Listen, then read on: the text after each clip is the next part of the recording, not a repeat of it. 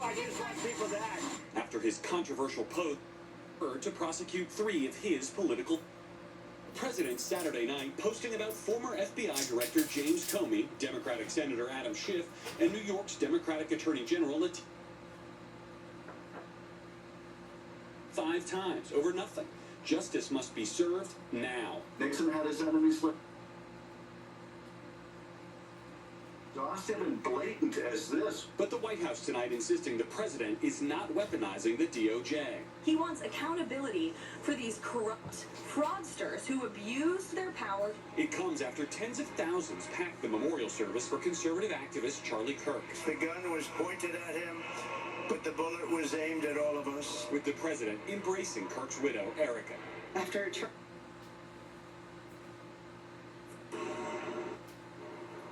we didn't see rioting, the revolution. Saw what my husband always prayed he would see in this country. We saw revival.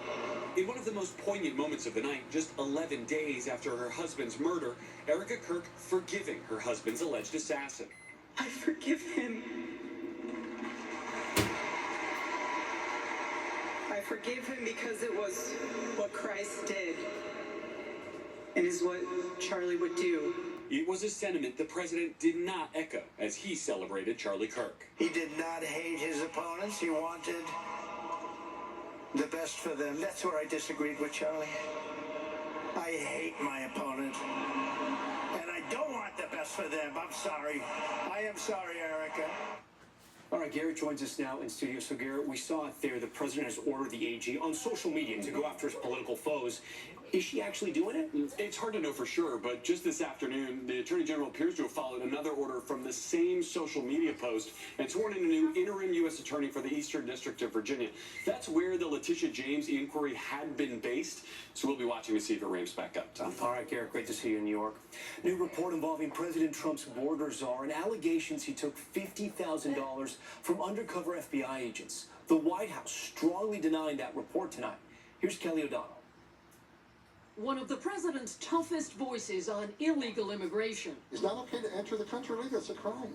Border czar Tom Homan. There are consequences for violating our laws. Is under scrutiny himself, tied to an undercover FBI operation last year that recorded Homan accepting $50,000 in cash from agents posing as businessmen seeking government contracts in a future Trump administration. That's according to MSNBC, citing multiple people familiar with the probe and internal documents.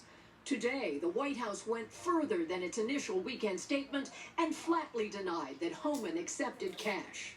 Mr. Homan never took the $50,000 that you're referring to, so you should get your facts straight. According to the report, the investigation stalled after Mr. Trump returned to office and was officially closed in recent weeks. A joint FBI and DOJ statement said after a review, they found no credible evidence of any criminal wrongdoing.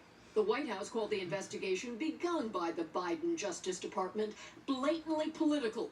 You had FBI agents going undercover to try and entrap one of the president's top allies and supporters. The White House and the president stand by Tom Homan 100%.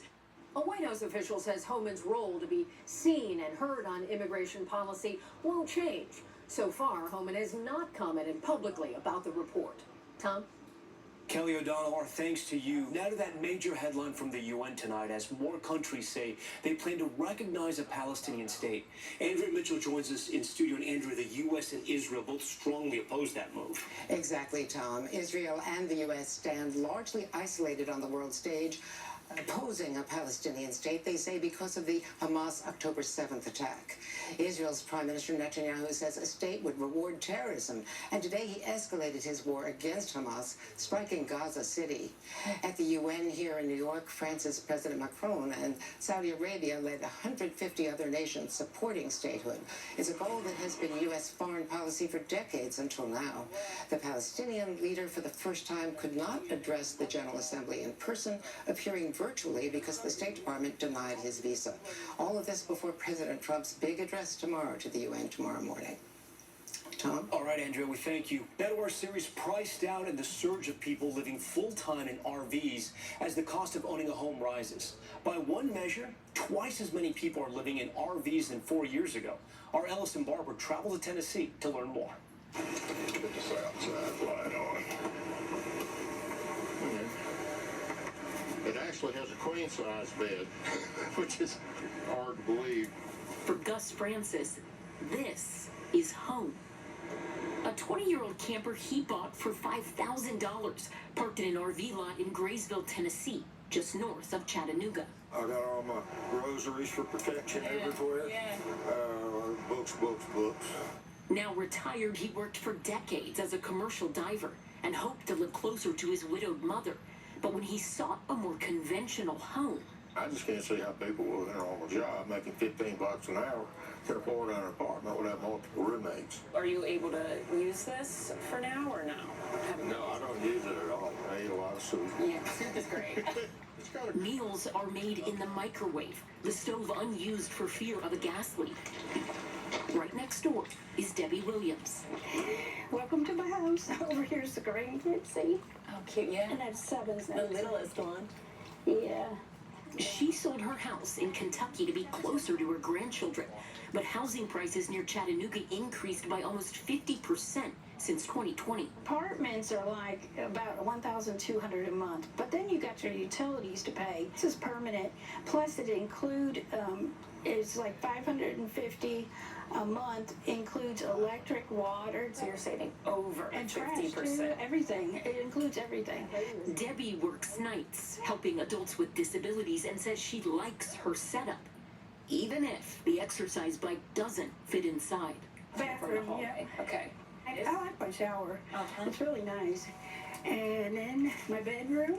Debbie and Gus now among the nearly 500,000 people in the U.S. living in RVs full-time. I sometimes thought, man, if I could have saved more money in the past, but what it was is, I don't blame myself either because I raised 4 kids with no child support. Despite the tight quarters, plenty of room to build a community that matters. Ellis and Barber, NBC News, Graysville, Tennessee.